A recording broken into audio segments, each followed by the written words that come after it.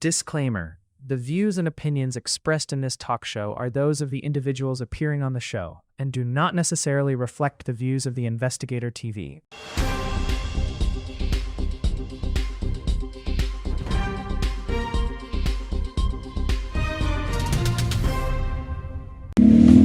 Yo, what's up everybody? This is your boy Palazzo. I'm here to introduce you to a brand new app. Application impya. Bajita Tubichima Mobile Waste. Yeah man, mwatulabako danga tugenze wakati na kasasiro. Kati bobanga omulina ewaka, just call. Yeah man, Tubichima. Download the application. Kweriku Apple, kweriku Android. Yeah man, you can download it on Google Play, in the App Store. Bajita Tubichima. Kasasiro yena ali waka ali kuchalo. Oyagala bamunona, we are the ones otuse. Download the application. Tubichima application. Tubichima Mobile Waste. Tubinona direct. Yeah man. Kochigwe chifo chafe Gachukwagala Wempaji yafe Kamuswaga ayimyaile Ngakulembela kochi Feche twagala kocha yakane Kamuswaga ayinde Gwe mutwe tuli bitundu byo Enkuyege ngawe zikanya Nafe tukanye fe nawe tutyo Kochi akule bulijo Nafe tukanye fe nawe tutyo Kochi akule bulijo Kochi. Welcome to the Investigator TV. Like, share, subscribe, and welcome to the show. Crime Extended Edition. Dine, the one and only Counsel Gideon Tugume, Buza Kubatulaba.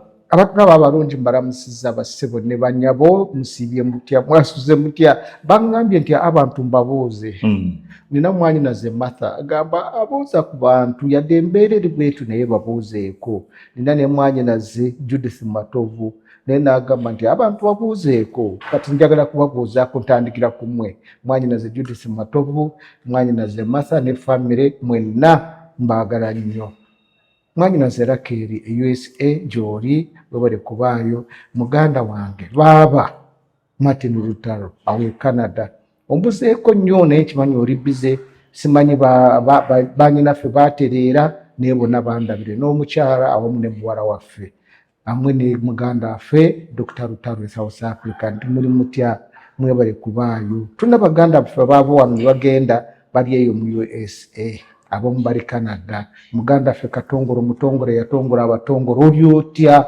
muganda ffe ekyuma kya Yesu eyali atuga gundi Commissioner of Human Rights Nsubuga Simewo yali amugudde mu maraka olw'obusungu baganda baffe Judith babiri Honorable ndooza gy'oli n'abalala mwenna abali mu US abali Canada abali awo mu UK n'abalala mwenna Juri mukwano ganda wange awe UK oli otya Dr. Agnes Semuju oli otya mama ate gwe Everest byamukama ogamba otya engineer n'abalala mwenna tubaagala nnyo abali mu Scandinavian countries mwenna waliwo Thomas Byarugaba omubanyi oyo atuweereza nnyo obubaka n'atubuuzaako tuna muganda ffe Afande Sebagala oba yazeeyo simanyi teri tukulamusaako amu ne Naalongo n'abaana abakakola embaga mwena tubalamusizza abali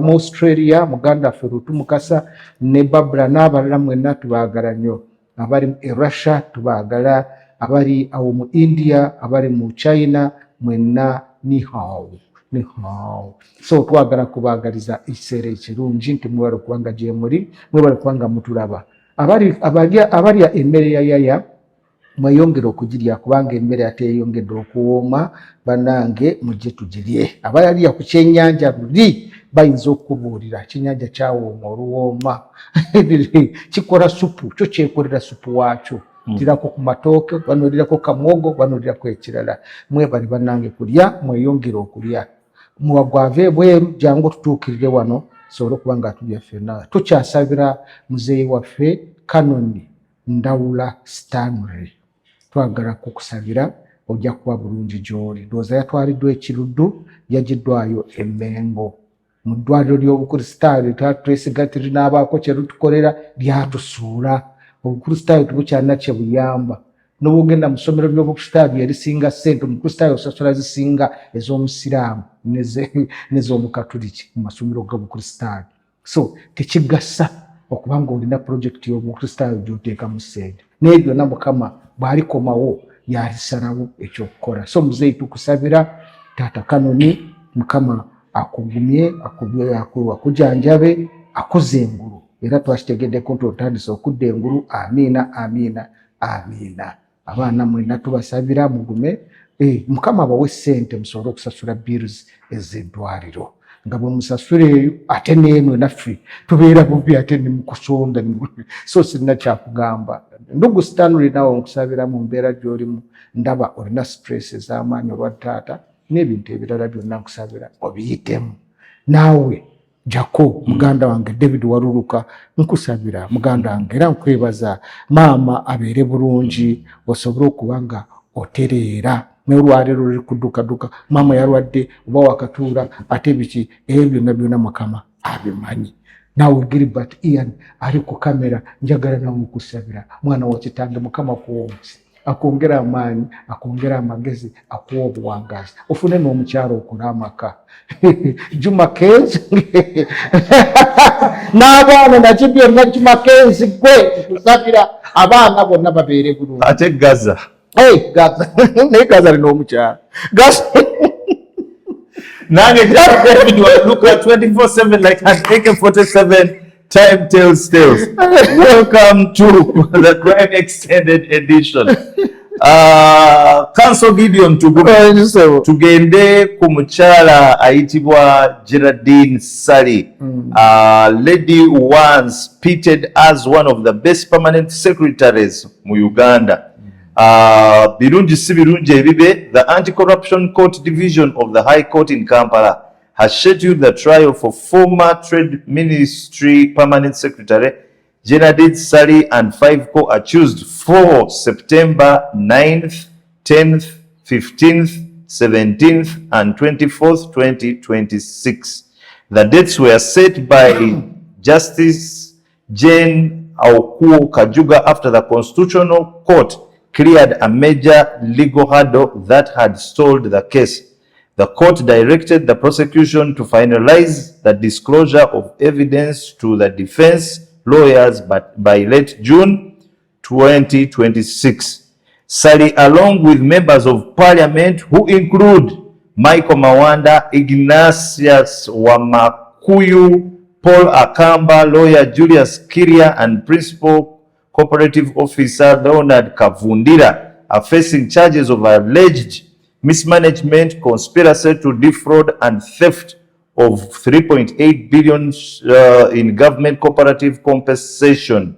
Proceedings were previously halted following a constitutional court petition concerning the Human Rights Enforcement Act, with the legislation struck down in early 2026. The substantive corruption and money laundering trial was given the right to proceed. Mwami Gideon Tugume, finally, muchala Geraldine Sally nabana abalala bonna bagenda gasimbagana n'omulamuzi. What do you foresee mweno trial ngegenda mu maaso? No, the principle of innocence still exists. Nti omuntu, a person charged with an offense, a criminal offense, is presumed innocent until that person has either pleaded guilty or has been adjudged to be guilty. As such, Geraldine Sally never knew as a group, bakyali innocent until presumptions ezo nga zimaze okukola ki zimaze okutuukibwako. Naye all in all nze nagamba muganda wange Dr. Lawrence Muganga ne mugamba nti toleka ka citizenship ke Canada komaze okufuna n'okaleka nti ojje odenouncinge citizenship ye Canada ojjo serving mu government ya President Museveni.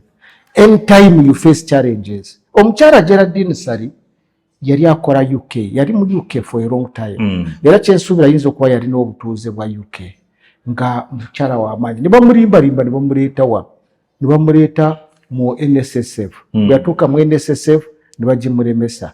Prime Museveni n'amugyawo n'amutwala Minister of Trade and Industry. Eyo gye yamufunira ate ebizibu ebisinga obunene.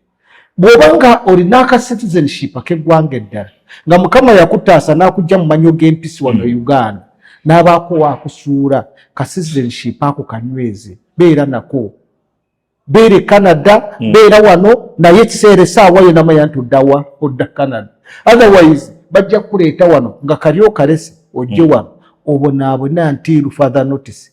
Kati Geraldine Sali mukyala muyivu mukyala mutegeevu mukyala akoze emirimu egy'amaanyi si wano wokka wabula ne wabweru w'eggwanga. Naye lwaleero simanyi oba bamuyinterdictinga ndowooza after court process ndowooza bayinza okuba bamuyinterdictinga byakola kati sebimanyi.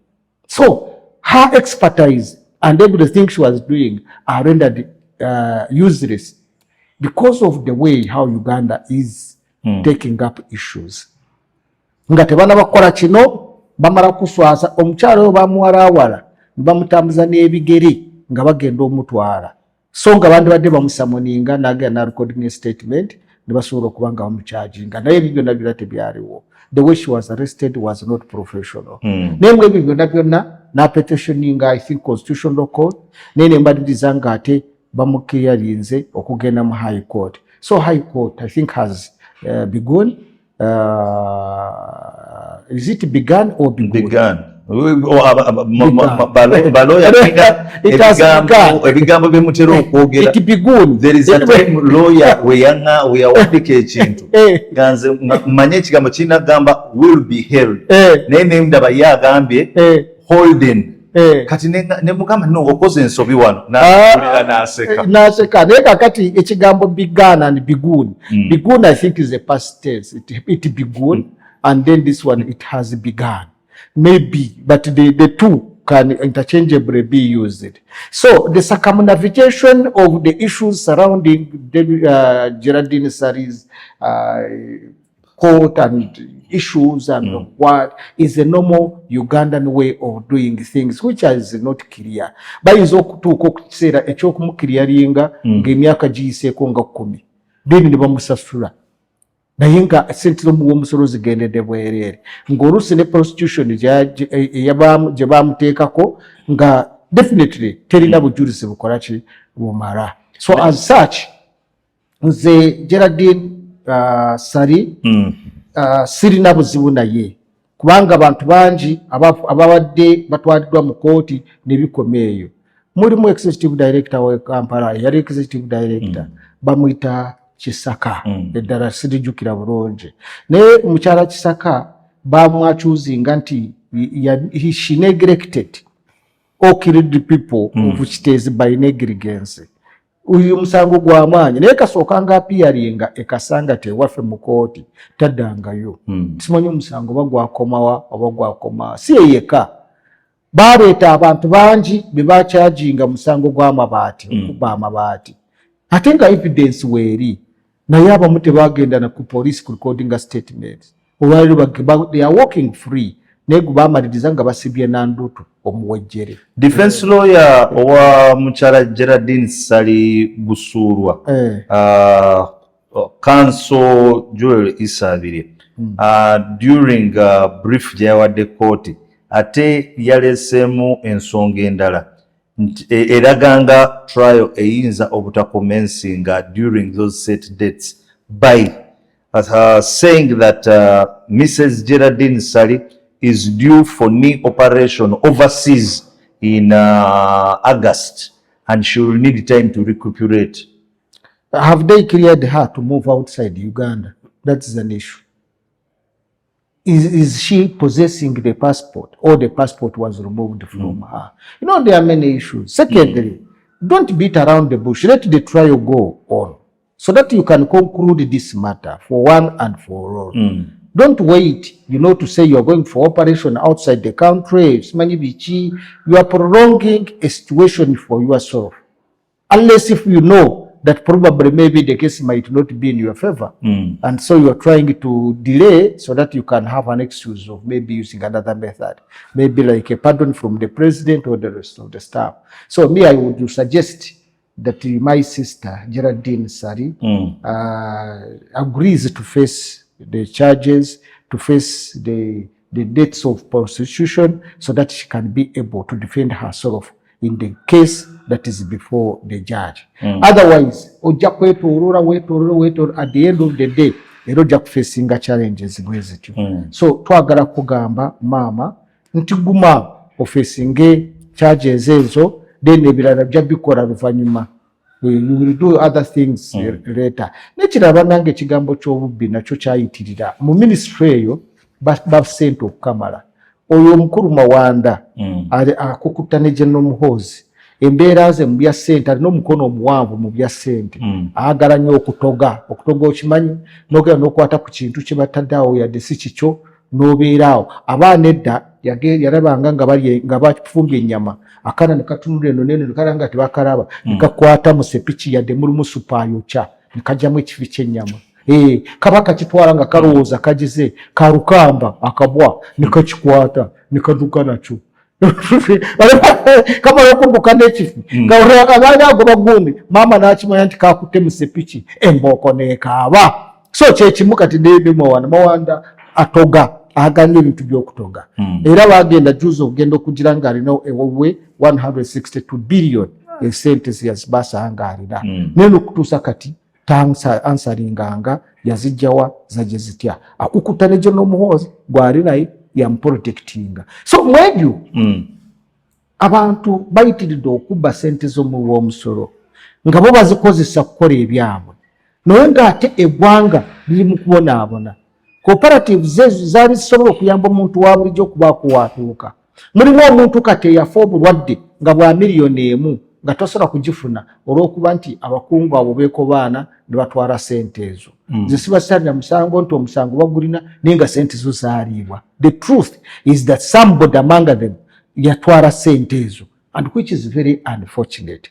So twagala bagende mu kooti bavunaanibwe. Singa General Muhoozi ebyo byakola okwata abantu abalidde enguzi, abalidde sente z'omusolo, ababonyaabonyeza bannansi n'abanga bakwata, engalo zandibadde zivuga. Nange kennyini era nali muwagidde mu ebyo byonna bye yali akola, naye lwakwati kataabuze ate akwata abantu ba bulijjo abatalina musango. So as such, abantu abo bagende mu kooti bavunaanibwe, beewozeeko, bwe gunaabasinga babasibe ne sente. In fact ebintu bye baagula mu sente ezo nabyo biwooberwe, bikwatibwe, tusobole okuba nga tulikavaringa esente z'omusolo. Weewaawo nga tuvudde awo tugende ku a man who is known or who has got many faces.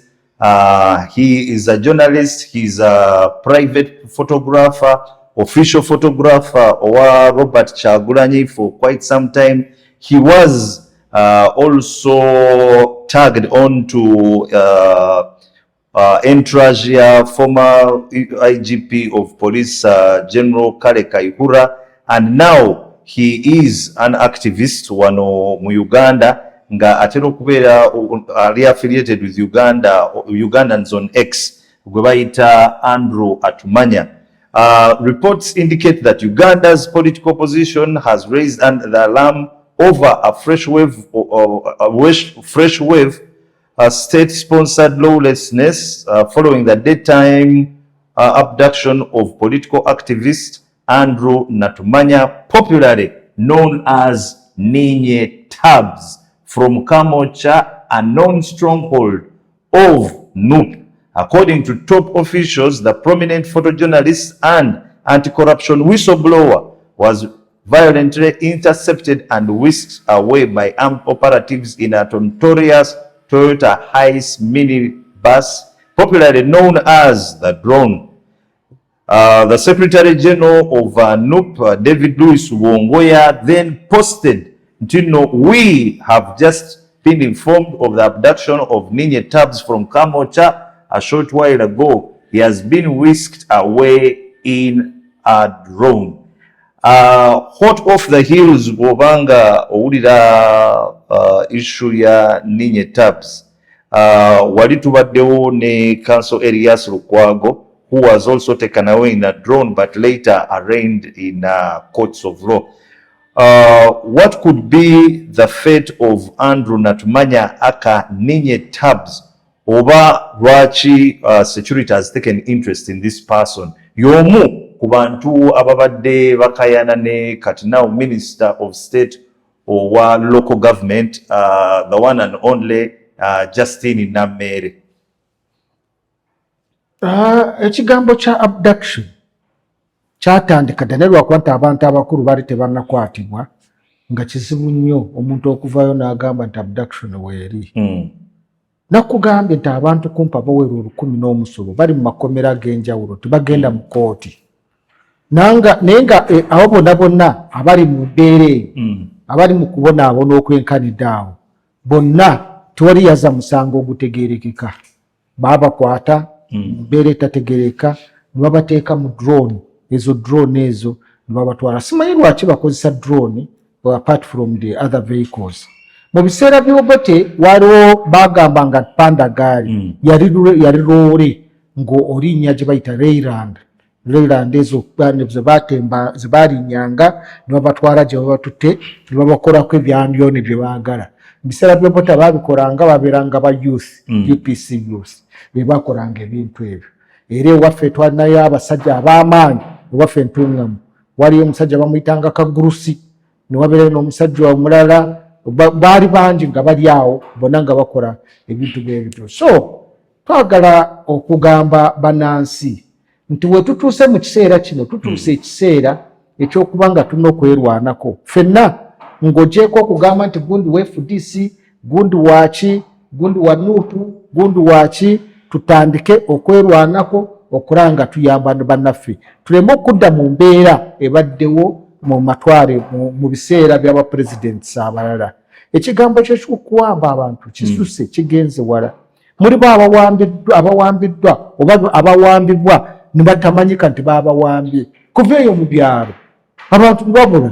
Juzi wano bawamba omukyala member wa parliament owa Bukedya, ndoza Bukedya oba Bukedya Kabira Maido Arua omukyala gwe basanga wanita yes omusango wa Margaret Etilu ne bakwata ne bamudactinga ebbanga lyonna lye baamala twali yamanya gye baali bamutadde bakamuta juzi awo naye bakakwata nga babakwatira ki?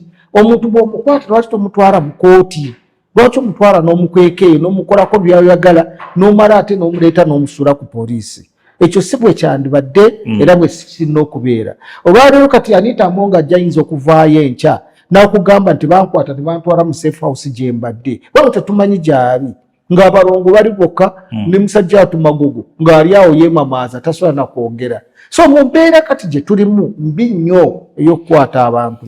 Oyo mwana abadde apostinga nnyo ebintu ku social media about corruption, about what, nendooza kuyayogedde ku Nammeere, Justin Nammeere, n'aba nga Nammeere yakozeseza ekintu bwe kityo. Nammeere muganda wange twali ffenna abadde mu mawulire, tubadde bayiribi ffenna.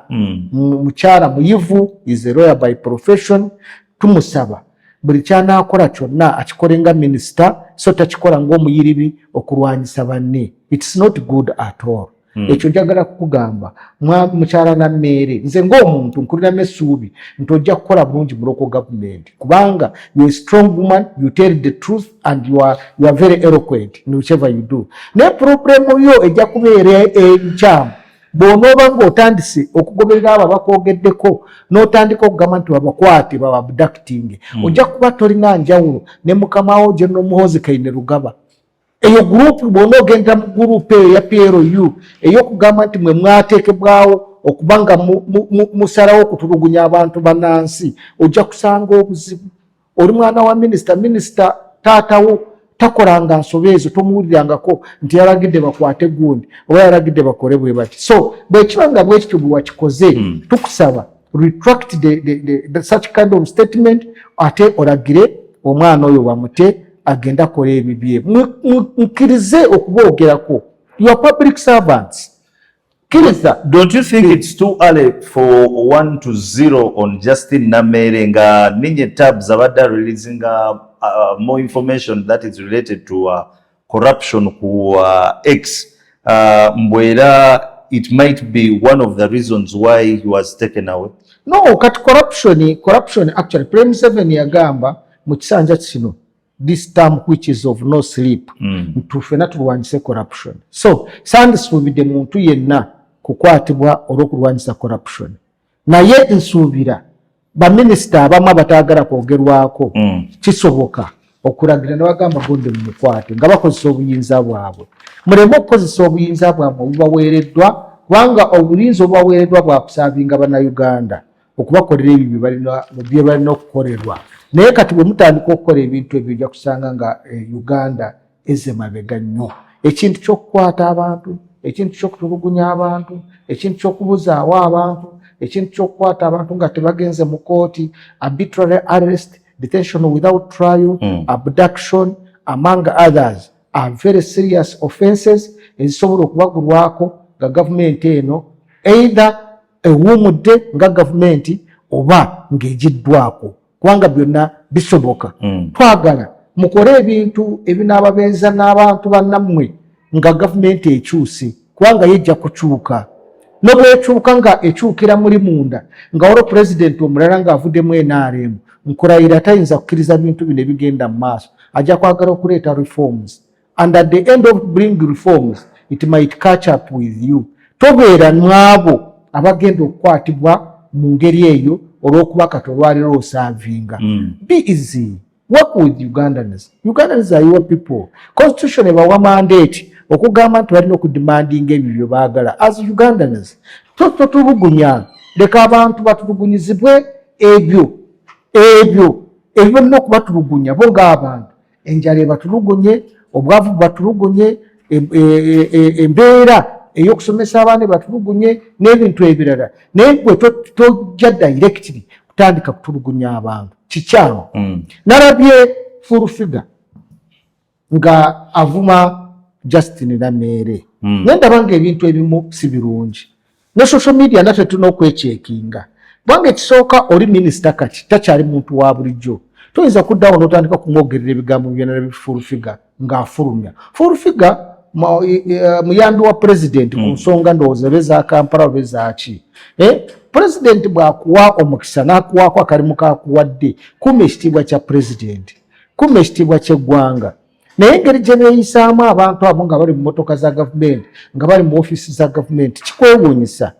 Era which kind of people are really those ones? Nalabye full figure nga yenna ino manyi yageja amatama yenna ali bw'ati. Okiraba ng'ayogera ng'avuma ng'akola ebigambo byayisa mu kamwa nga toyinza kubiwuliriza ng'omuntu omukulu. So twagala mu respect, you respect the ministers in a way they are, but also ministers should work with restraint to the critics, those who are criticizing their way of doing work. Kubanga omulimu gwabwe gw'abantu ba bulijjo, mulimu gwa gavumenti, bwe watayagala kwogerwako then genda okole private work, okole ebibyo ng'omuntu.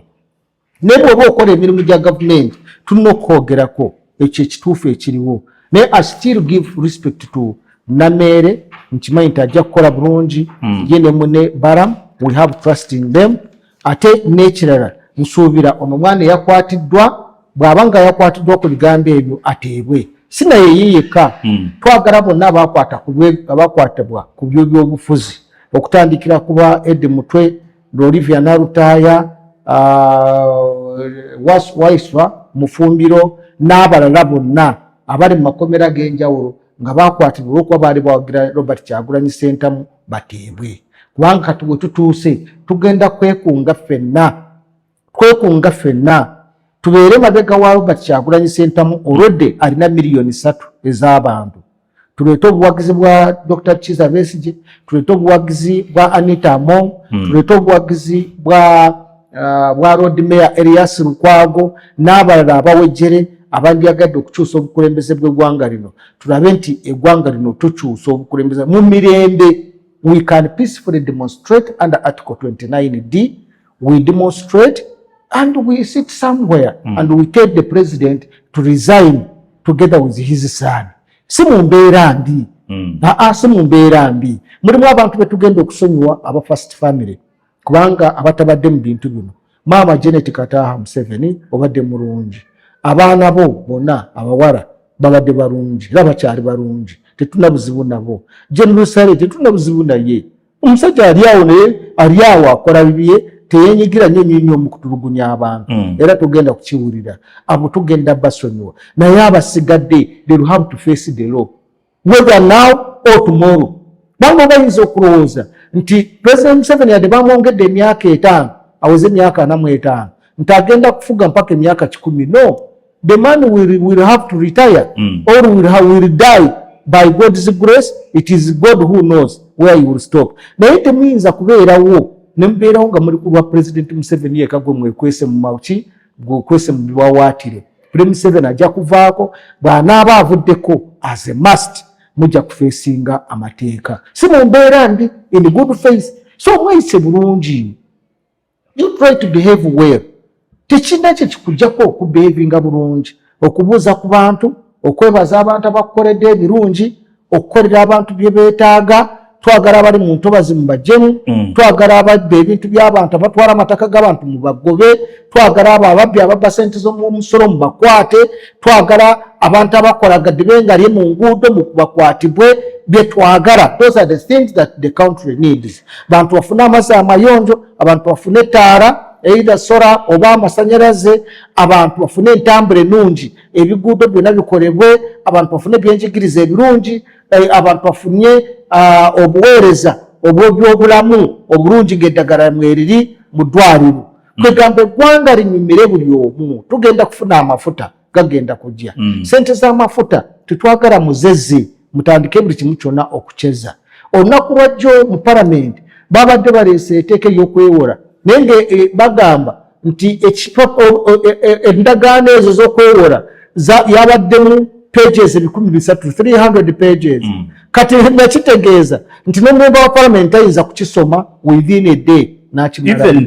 Even 2 days you couldn't. Naye nga bo bakweseemu ebintu bingi babbe bannayuganda. Ekiseera bwe kinaaba kituuse we shall have time to review all those agreements. Naye eggwanga likaaba. Olwaliro batubanja obutabalika oba obuse 120 n'obugwamu 120 something trillion. So kitegeeza n'obwe tuyisa budget za mirundi 2 emyaka 2 we cannot pay back the debt without doing anything. Mr. Andrew Natumanya aka Ninye Tabz has been trading on a thin line between blogging about corruption, gakolesa activism, and being arrested for the same. Is this a way of gagging abantu abali ku social media with his arrest? Yes, in fact kino kikulaga nga bwe twagambye nti arrestinga senior lawyer Counsel Elias Lukwago n'omwambaza pampa ne basirika ba lawyers ne basirika kitegeeza nti actually buli omu yena asobola kubeera arrested. It is just an example. Katono bwamukwata kitegeeza buli ali mu social media yenna is at risk of being arrested. Ate bwe babatwala mu kooti tebacharginga misango ebyo boogera. No, they charge them of different cases. Warabye Elias Lukwago Counsel engeri gye bamucharginze omusango gwa treason. Naye treason ogikolera waka nga twali actually kyomanye nti obaki tubakutegeeza nti bakucharginze kino ne bakutwala ne bagwogerera mu kooti. So we need to do something. Chena badengamba ba lawyers ku mukutu gwaffe ku macha. Ne mbagamba nti any lawyer, any resident state attorney who prefers charges, who sanctions the file without perusing through to know whether the person has those charges or not, oyo lawyer bamugobe ku list yaba members aba Uganda Law Society. Kiyigirize n'abalala nti amateeka galina okugobererwa You need to do things in the right way. Gw'omulamuzi baleese omuntu bakugambye bamutokyalinze bakoze batya.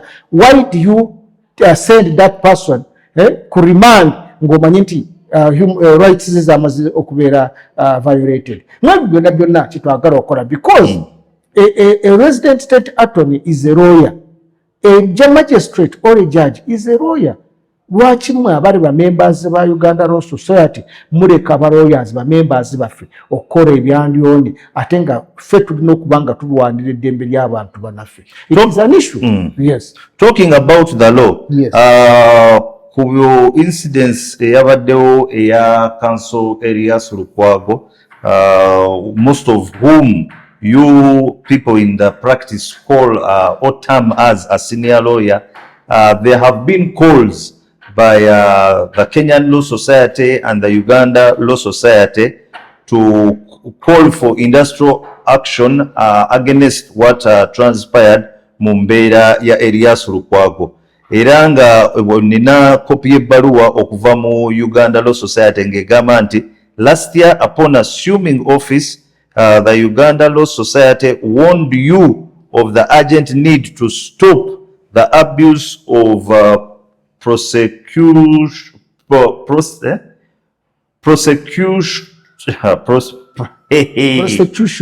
prosecutor trial discretion. Our criminal justice system is now a police to prison pipeline for dissenters. You have not replied that silence violates Article 43, bracket 2, rather A. Actually, it is clause 2, clause A.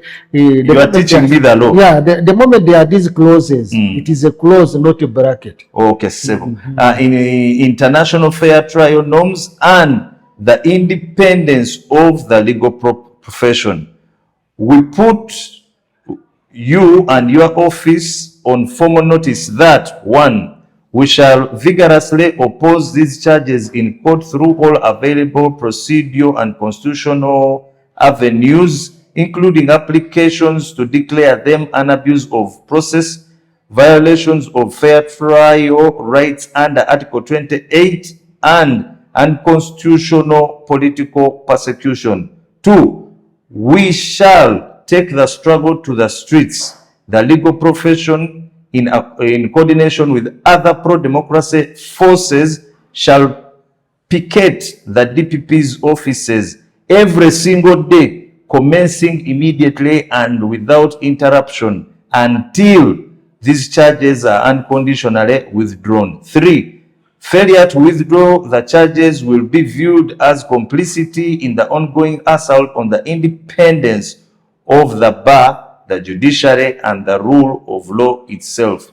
We shall reserve all legal profession and constitutional remedies, including escalation to regional and international bodies. We expect your urgent response and action within the shortest time possible.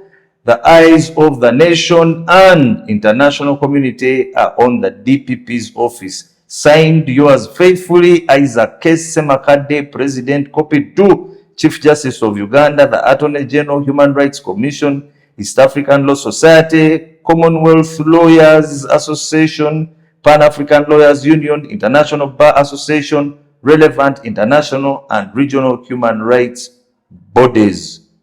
It's also, attachment is also to Uganda Law Society protest note to CDF. We have gone into your forte, Council Gideon Tugume. What does this letter mean, and will you take it as business usual, not unusual? No, such letters have been written several times, but the state doesn't reply. The Office of Director of Prostitution is under Article 120. If you can scroll it, I don't know how possible it could be. Article 120. Is it possible to read it to the viewers so that they can know? The Office of the Director of Public Prostitution should be an independent office which is charged with all those issues. But the criminal proceedings, the way they are being done now, they are not following the law. A file just comes from police and it goes direct to court. The resident state attorneys are no longer doing the work of perusing the files. Tebakyazisoma mu civil file not erina okujja yonna lwaki file yarukwavu lwaki tuwabuuza where it began from. If you have got that article, you read to the people. You've said article what? 120 20 of the Uganda Constitution, 1995 Uganda Constitution. Yes, you can read it to them and they really listen. This is an independent office created for the purposes of following the law. But they are not doing what they are supposed to do. The rule of law has completely gone. Article 120 of the 1995 Constitution of the Republic of Uganda establishes the office and outlines the core powers of the Director of Public Prosecutions, DPP. The DPP is the Chief Prosecuting Authority in Uganda, responsible for directing police investigations and instituting or taking over criminal proceedings on behalf of the state. The appointment of the DPP is by President acting on the recommendation of the Public Service Commission and requires approval from Parliament. What do you want? Limitations, core functions?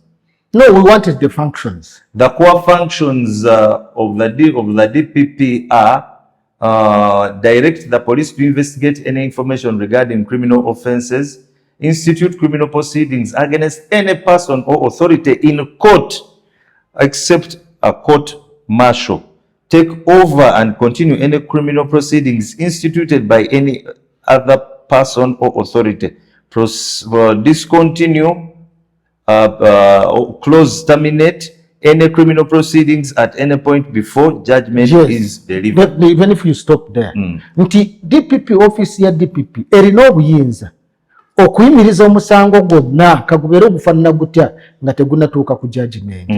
Bino byonna bikolebwa nga DPP's office weeri. Ne baleeta ebisangosango ebitalina makulu. Ne DPP's office n'ebireka ne bigenda mu maaso. At the end of the day, government neesasula. Such a kind of officers should be arrested themselves. The DPP should be arrested for wasting the country's resources, misuse of the country's resources. You know, kwekamba bintu bingi ebiri mu gavumenti ya Uganda nti abantu bali mu offices olw'okukolera muntu wa bulijjo naye bali mu offices olw'okwagala okusanyusa president naye yabawa omulimu, which is very wrong. Which is very wrong. It is very unfortunate nti eggwanga bwerityo kati bweritambula. So ebbaluwa ne bwe zinaava mu Uganda Law Society ne bwe zinaava mu Kenya Law Society ne bwe zinaava ludda wa those letters will be on record for having been written and for not being responded to. However, ebintu ebirina okukolebwa byonna tebijja kukolebwa kubanga office ezo baziwamba. They are under custody. They are under PLU. They are under General Muhoozi Kainerugaba. The moment you go to the DPP's office, bawandiika ebbaluwa bagamba ono mumucharging, ono mumukole west, ono nabo tebasobola na kubuuza tukole tutya, bagenda maaso ne bakucharging. So what is the essence of having Article 120 and having a DPP's office as an independent institution? It is just meaningless, completely meaningless. Completely meaningless. Munange neyanziza Rita, ono atuuse Rita andetidde kajuice nsobole okunywako nga sisobola kukyawa Amina. So ebyo byonna bye tukola eggwanga lino Uganda bwe tutaafeeyo ne tuliteekamu amaani ne tuleka institutions okukola tujja kwesanga nga bye tukoze byonna bya bwereere. Emyaka 45 egigenda okubeera elapsed nga President Museveni amaliriza ekisanja kye, they will be meaningless not until we bring back the rule of law ne tu protecting omuntu wa bulijjo ne tu protecting human rights. But tutakola ekyo just meaningless. We are doing nothing completely. Industrial action, does it mean that you people are going to stand down bemubadde mu representing tunakola tuti? Anti era mubadde tuba representing nga mukola ki? Cases have spent more than 20 years, 40 years, 30 years. Tegiwulirwa. Olwawo kati okufayiringa omusango. Bw'oba tolina ssente simanyi kyogenda kola. Omuntu wabulijjo takyasobola kufilinga musango, whereas nga etteeka ligamba nti judiciary will work with civilian authorities to ensure that justice is done to everybody. There is a fair trial, there is a fair prosecution, there is a fair hearing and the rest of the stuff, which is not happening right now. Bataddewo system, omuntu alina okuteeka omusango mu kooti tokwanga olina account under ECMIS okuteeka oyo omusango. So kiba kitegeeza nti civilian who doesn't know anything nga atalina account with the judiciary tasobola kuteekayo omusango mu kooti. What does it mean having an account with ECMIS, and what is the process? Ante ECMIS olina okuregisteringa. You register with the judiciary. Kati okuregisteringa with judiciary, you must be a lawyer or with chambers or a personal lawyer working with judiciary. Ne bakuwa enamba, ne bakuwa password, n'otandika okubanga gw'osobola okuteekayo ebintu. Oba oli wano n'obisikaninga n'obisindika n'oteekayo omusango. Omuntu wa bulijjo atali lawyer, atali kintu kyonna naye nga yange yeetaaze justice okubanga naye mutuukako akola atya okubanga asobola okukola ekintu ekyo. Yes, bagezaako kati okugyamu abantu kubanga you can't access the system. Tosobola.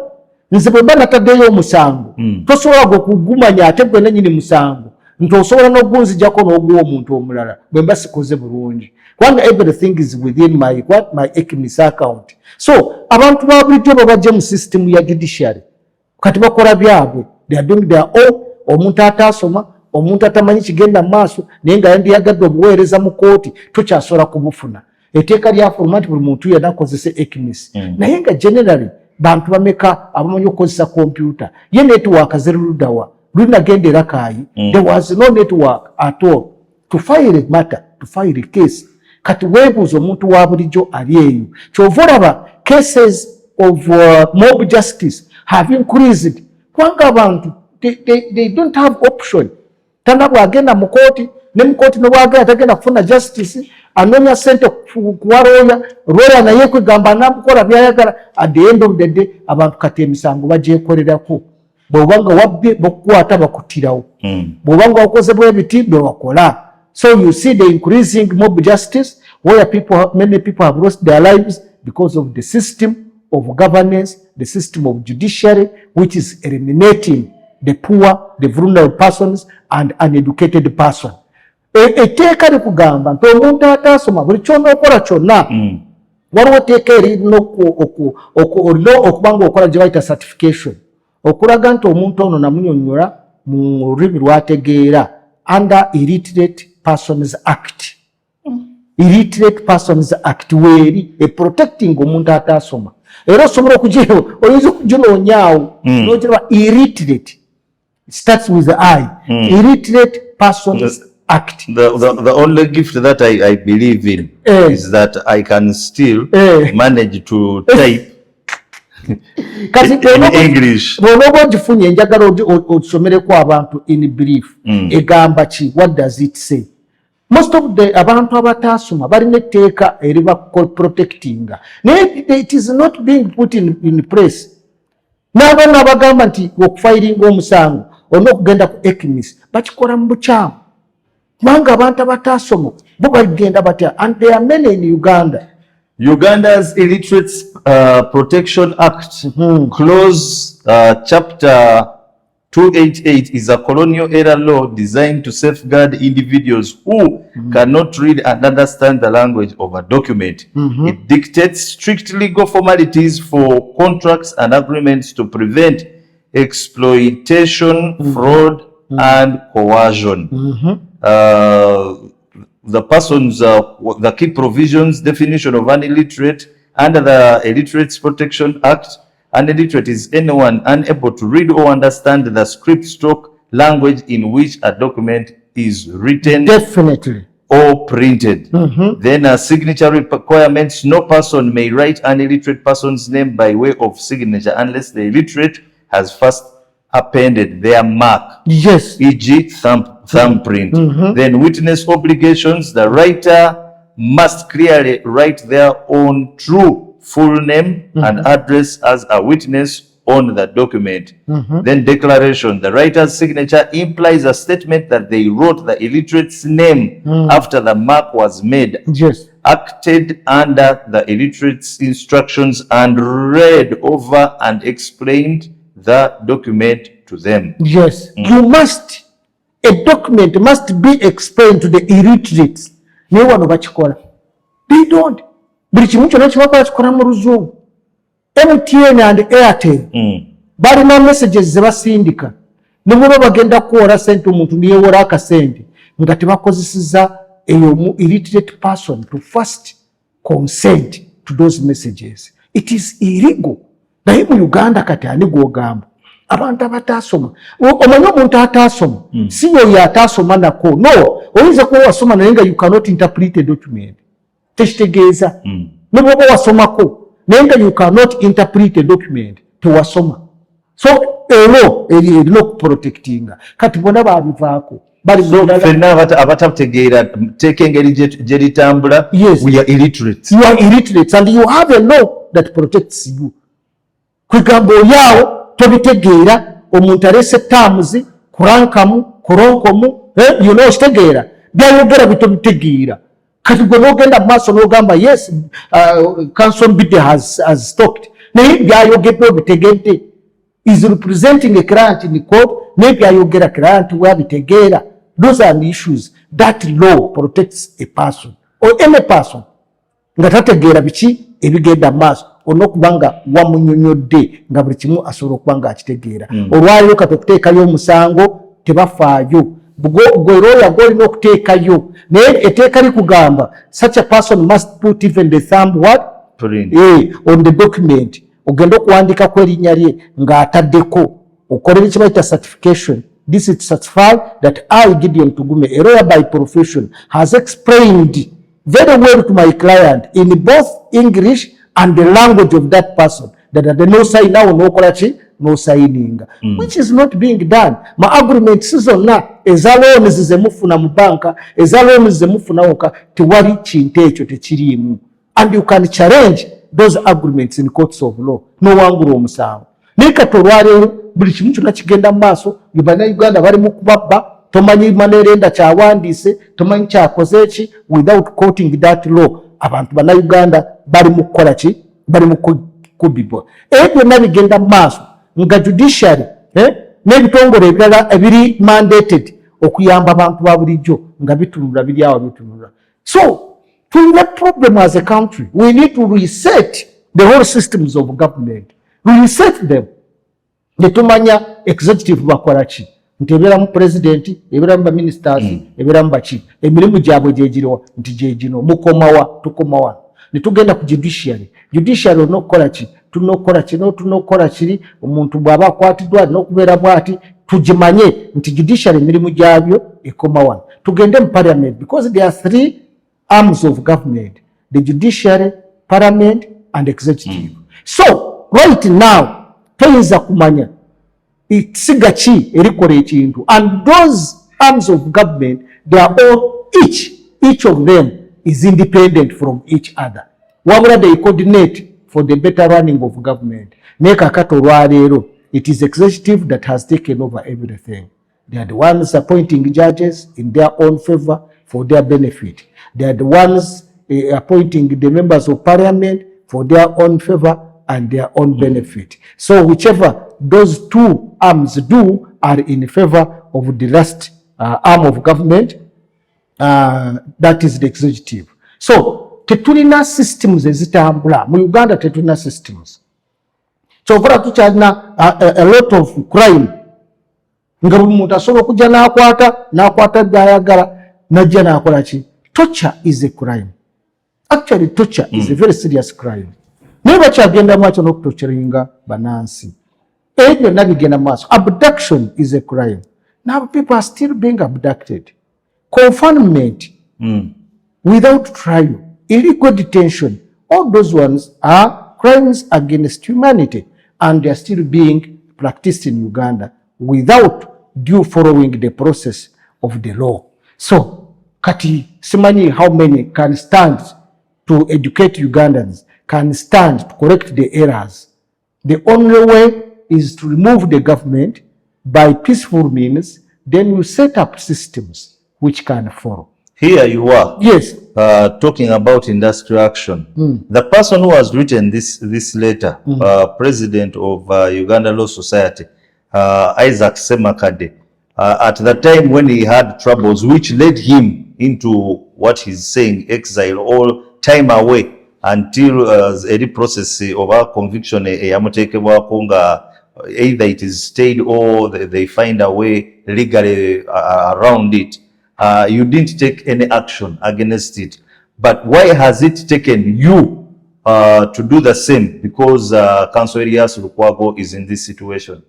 You see, it is a long process to take an action as an individual. Very long process. Nkugambye system eno gye baateekawo, they are following systematic ways of ensuring that they stay in power and they keep using different people. They have appointed people from chairpersons LC1. They have appointed persons in the police, Uganda Police Force. They have recruited people in the UPDF. They have recruited people in the judiciary. In the Uganda Law Society, lawyers who have been paid, their school fees being paid by the state agents that, or because of what they want for themselves. You cannot change them. You cannot actually go and argue. They will be against you. Tulina abantu mu myaka anegiyise ng'abantu basobola kusenteza gavumenti purposely to protect the interest of the government. Tulina abantu nga basomye buli kimu kyonna si kukisoma kukolera Abannayuganda ne kukolera abo abali mu government. Waliwo English adage enkadde bagamba he who pays the piper of course calls the yes and that is it. That is it. Kubanga gwe oyinza okulaba n'ogamba leeti gume lwaki takola bwetu. No, nandi kikoze naye nkikoleddewa. Nakugambye the hustle I went through to study the law gye nandikoledde mu myaka enanga abala nagimaliza emyaka 6 nga bandwanyisa okulaba nga si graduating as a lawyer. Nagenda ograduatinga nga mbonyaabonye. There is a time I sat with the academic director academic affairs of Kampala International University. Nemugamba manyi ngenda kugula ekyambe je nacho ntemu omuntu. Lwaki teyakuwaabira? No, katata mpaabire kye yali akimanyi. The issues that were going surrounding my situation. Okiraba nga bakisi zange buli lwekola buli mwaka zonna for 2 semesters nga bazibuza nenziramu n'enkola endala nga n'okusasula emitwalo 2 buli lupapula. You don't know the situation I went through to do law. Si kati bo babeeraawo nga gye bali babateekayo kyayu okubeera nga bakola ki bakulwanyisa. Nali ku IU the assistant registrar ne bamuwa ssente bagamba tugume mu gubi.